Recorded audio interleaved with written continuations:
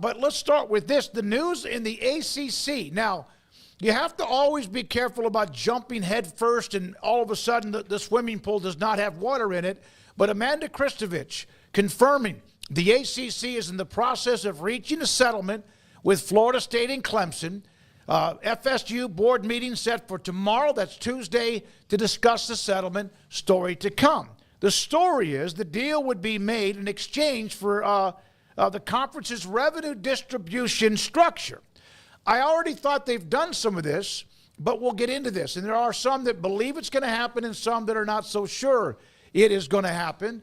And what it means if the ACC stabilizes, or does this mean that the clock is ticking, which probably has been the case for anything in college football when it comes to conferences anyway. Paul Catalina, what does this mean in your opinion? What it means is that FSU and Clemson get pretty much what they want. Outside of getting out of the conference, which I think was goal number one, but the realistic goal was getting more money.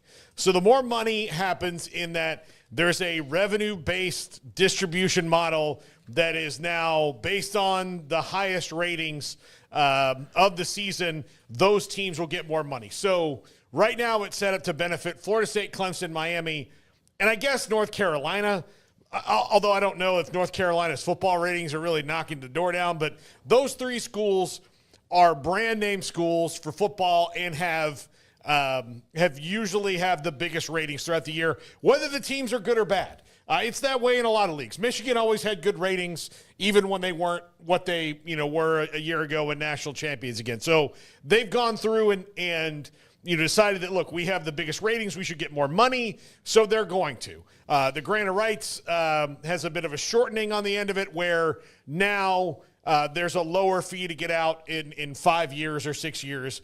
And then the ACC gets to stabilize, and that's what they wanted ultimately in this. So it's not like anybody was a big jackass about this for 2 full years and now has to walk some of that back. But FSU and Clemson kind of get what they want here. Now, that's if the ratings continue to be with them in the lead, which it will be. The way that they're going to sell it to some of the partners or the teams is this year, actually, FSU and Clemson would not be the top ratings getter. It would actually be Georgia Tech, who at the beginning of the year had the highest rated game in week 0 over Florida State, and then at the end of the year had the highest rated game against Georgia. Yep. Not to mention a nice one in there against Miami in the middle. But look, they're already starting to plow the road for Florida State and Clemson and Miami a little bit in their partnership with Notre Dame. They're going to play them more often too, which means their ratings will be higher just based on the fact that they'll be in that rotation more than Syracuse, Boston College, Pitt, etc. Craig. Yeah, it means that the lawsuits are going to wrap up, so that's good. That you'll have less of the legal matters to worry about if you're the ACC, so long as this goes through the way it's expected to tomorrow. So all of the talk about settling is now on the doorstep, and actually looks like they're going to settle, as most people predicted. The questions were just where and how and what all that would look like. But now we have a clear picture. What that looks like is basically that buyout number going down dramatically by the time 2030 rolls around. And why is that important? Because that's when a lot of the other conference deals come up. Like the Big 12, for example, like the Big 10. You also have the college football playoff that starts back up in 2031. So that now aligns with a nice, cleaner exit spot potentially for those schools. But it also gives you about 5 years to prepare for that. Now, we know like a year or two before, the speculation will start to ramp up of like, hey, 2030's here, and that's when this is not as much of a penalty, and maybe this is when Florida State and Clemson jump out. But I think that's a conversation for like 3 years from now at this point. Like if you're going to do the daily, they're going to leave, it's just you're going to be doing that for like 5 years, guys. And I know some will probably be happy to do that, but it's going to be like 5 years of doing that. It's not like around the corner. There's whole YouTube and Twitter accounts that tomorrow after 3 board meetings essentially will have nothing to do. Perhaps, I don't know, but like this would seemingly calm the waters in regards to they're leaving for the SEC, they're joining up with the Big Ten, like whatever iteration of whatever speculation you've heard, that would seemingly calm down and go quite quiet for the foreseeable future, because nothing would probably be done until about 5 years from now. So, yeah, that's what's notable to me. The big decrease obviously makes it easier for them to eventually still leave, so you're not getting rid of that storyline entirely. It's just a matter of it's going to be a lot longer than, hey, it's happening next year or in the next couple of years. It's right. It's not lining up like that. It's the clock is ticking. For example, $200 million to leave in maybe, what was it, 29 or 30, whenever it is, and then after that year, it will drop to $100 million for a buyout. Remember, there was all sorts of, the numbers were extravagant. It was like $500 million if you were to do it all right now. That's what they weren't going to be able to do that, so they sued and like, hey, let's try to drop this number down and do like Oklahoma and Texas did, and you don't really go out with the number the way that it was originally structured. You whittle it down and you talk it out, and eventually you get to a number where you're happy. Well, that was clearly not going to happen here because the ACC wasn't going to kill itself and just allow them to walk free on the cheap. So hence the lawsuits. And I think you still both get what you want, where you've got a little bit of stability now for the ACC for the foreseeable future. And if you're Florida State or a school like that, you can see a finish line that's not all the way in 2036 and is 10-plus years from now. So I think both sides win in that regard. You mentioned like the success and the winning initiatives that will pay out more money to the schools that bring in better TV ratings or win more. I think this is actually kind of interesting because I feel like this is what everybody's going to have to ultimately go to, because if you want to talk Super League this, Super League that, I made it very clear. My personal definition of a Super League does not include every single team in the Big Ten and the SEC. It does not. It does not include Vanderbilt. It does not include several other schools. It includes a lot of those schools. But my whole thing with calling it a Super League is, for my definition at least, it's a little bit different. But at some point, I don't care how much money you're making. I don't care what you call yourself. I don't think Georgia wants to make the same amount of money as Arkansas or feels that they should. Mm-hmm. So something at some point is going to have to give there, where Alabama doesn't want to make the same money as South Carolina. And so I think this is the way that happens, is you have the success initiative, so their version of Florida State or Miami or Clemson or whoever does have their reasonings and their way to make more money, so that it's not just a flat across the board. So in that, I think is probably a pretty smart thing, and maybe something we see more of the leagues do moving forward. Well, it's interesting you mentioned that, Craig, because John Wilner said this about the Big Ten. And this is about what you mentioned about Georgia and South Carolina, that this would be the model for the Big Ten in 2030s unless there's a Super League. No chance Ohio State, Penn State, Michigan share equally with the bottom tier in the next contract cycle. Well, I hadn't seen that, so dap to John Wilner. We're on the same page here. But, yeah, that's immediately where my brain went, was that this is probably what we'll see. Yeah, why is Ohio State sharing the same exact amount of money with Rutgers? All due respect. So that's definitely what I take from this as well.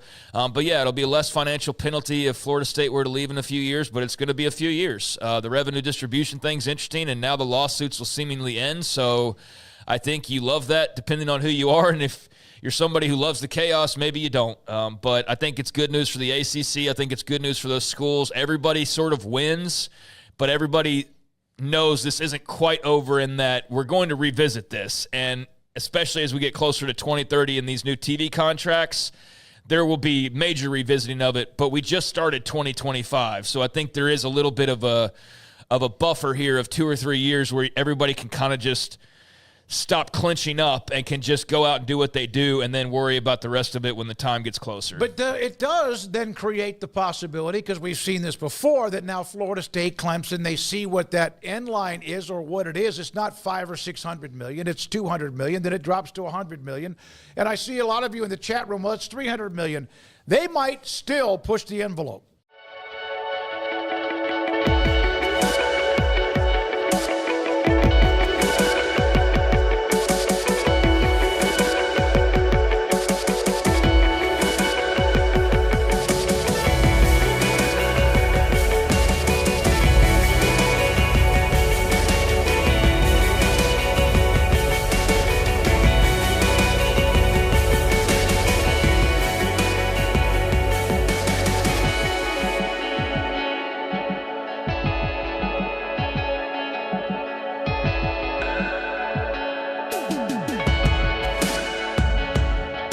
do this and still might push the envelope to try to see if they can get out any earlier, whatever that might be. I don't know. So there we are with that. We'll have, I'm working on like 5 people who cover the ACC. You know, Matt Baker, Amanda, and others to try to see if we can try to get them on, slip them on at some point in the 4 o'clock hour. Well, and look, this is also the ransom that they can have to not have the Super League, right? So if you're in the Big Ten and want to make sure that Ohio State, Michigan, Penn State don't leave, then you pay the ransom, right? Just like the ACC did.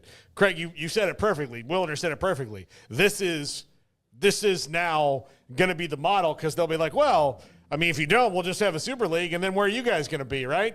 And so that's what it'll be. And the SEC and Big Ten will do it. I'm very curious as to, here's the thing. The ACC, Big Ten, and SEC can do this.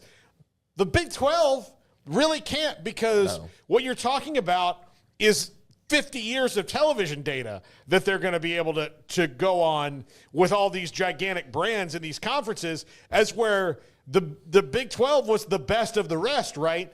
And they were all kind of in the middle. So they're not going to be able to be like, well, we at Kansas State have had a good run, so now we get this. Now, maybe they set up a model like that, but in the Big 12 sense, that would be more evenly distributed anyway, because that's the one that is more, flipping over year over year. There's no brands in the Big 12. I mean, KU basketball, but hell, Baylor's won a national championship. Texas Tech's played for a national championship. Like, KU in basketball would be about the closest thing to having that level of powerhouse, but it's not so powerful in that you can walk around like you're Ohio State football, demanding more money from everybody else. I don't think you hold your weight necessarily so well that you can make those kinds of demands. So yeah, it's a much more even eye-to-eye looking conference. In the SEC, you have the handful that have been kind of carrying the way in football.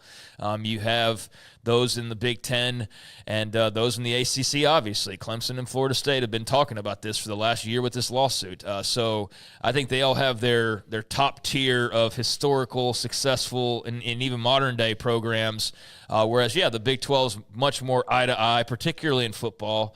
Everybody's been pretty good to bad or whatever, and every point in between. Nobody's quite been elite for enough time to establish themselves as being different than anybody. So, yeah, I don't know where that would work out for them as a league. But for the other three, yeah, I mean, obviously it makes sense for the ACC. That's why they're doing it, to appease their big schools while they still can.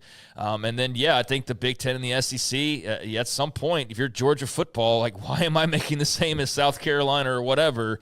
But yeah, to other people, I mean, before 2030, so we've got the 25 season, the 26 season, the 27 season, the 28 season, the 29 season. So after 5 more football seasons, then it looks like the price tag drops down to less than $100 million.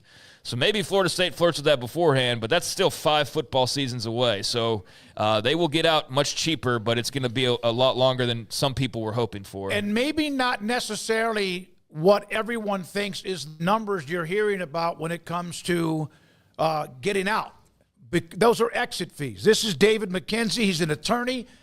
He mentioned, I'll believe all these details when I see them. It smells of capitulation and legally problematic. Here is why. First, the ACC's concession signals weakness where none may exist. The so-called sovereign immunity defense is novel at best and frivolous. And then he went on to explain this as well. Remember, UT and Oklahoma had to kind of at least maneuver around this along with the Big 12.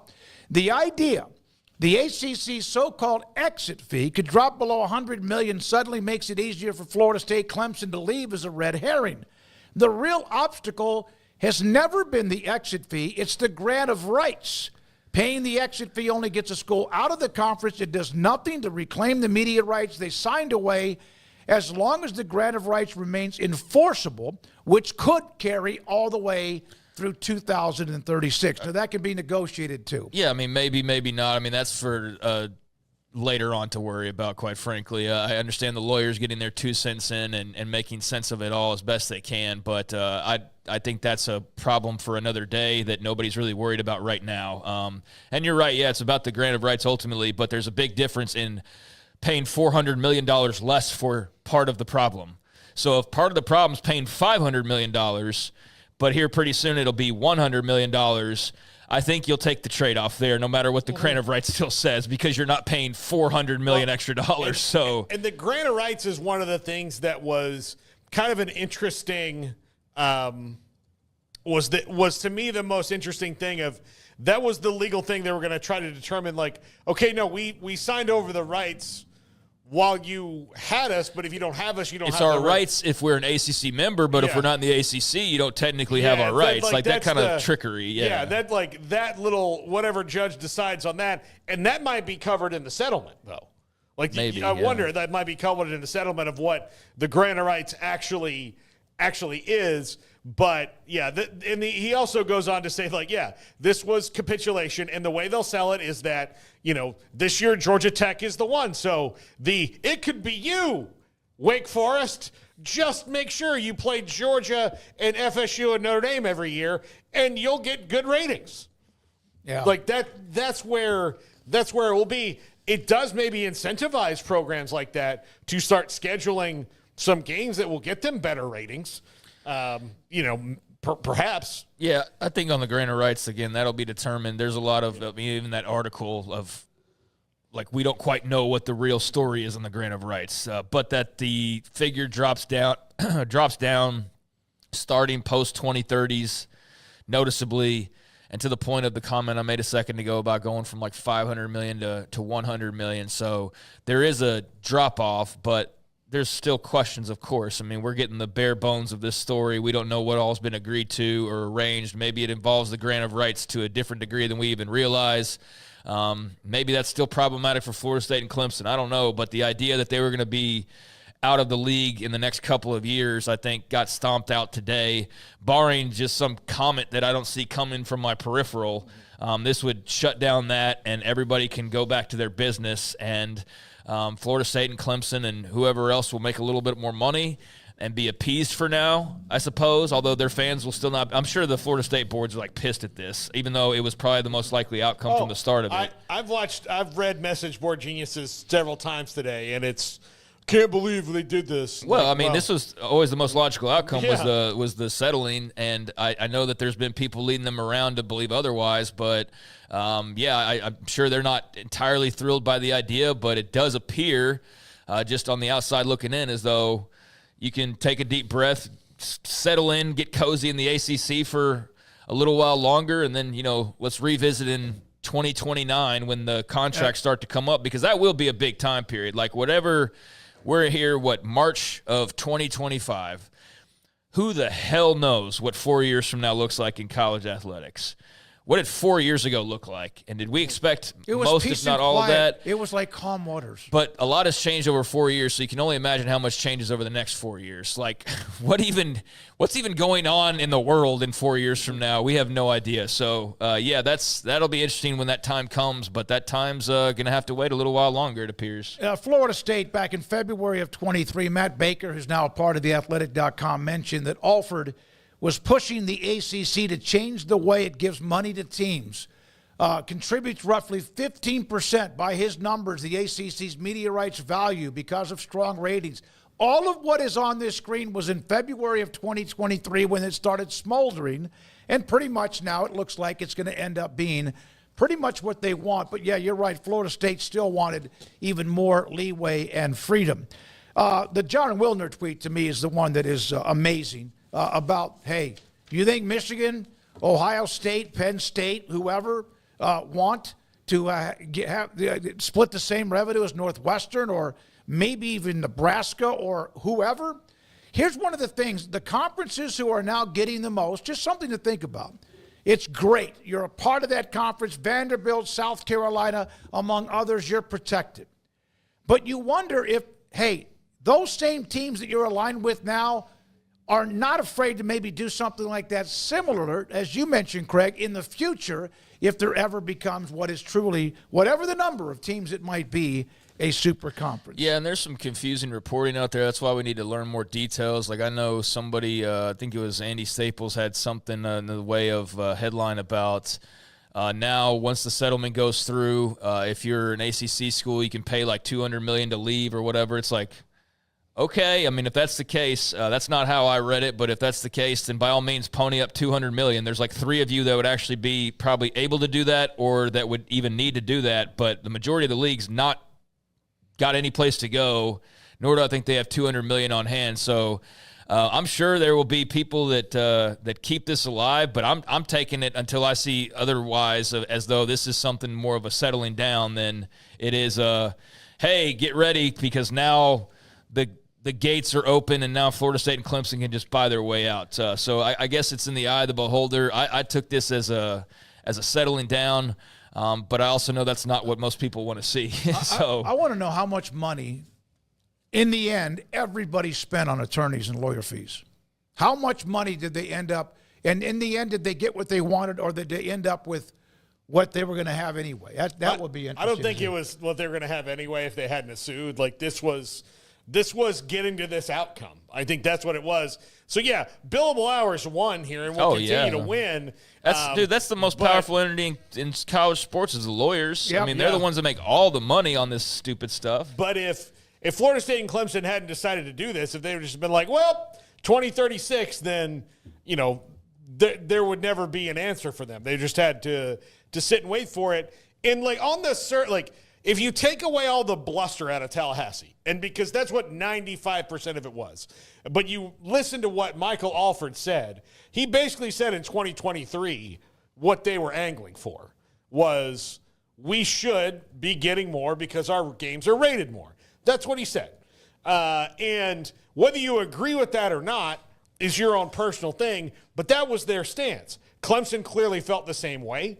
So they had a partner in that. And they probably had a couple other silent people that were supporting them a little bit and going, yeah, we can throw some money behind it and make sure that ratings are good. North Carolina, Miami. Yeah, they were probably like, yeah, we're for this. But at the end of it, they probably knew they weren't getting out of the ACC unless some sort of, silver bullet was found, in the mountains and mountains of paperwork that they were doing. There wasn't that. They came to this. So now there's options. And look, I think ultimately for everybody in the ACC, if you are going to be able to maybe go to market in 2031 a little bit better than you would have before, that could wind up being a good thing. Now, does it mean that in 2031, Florida State, Clemson, and others may leave? Maybe, but also is there a place for them to go even then, given how gigantic these conferences are?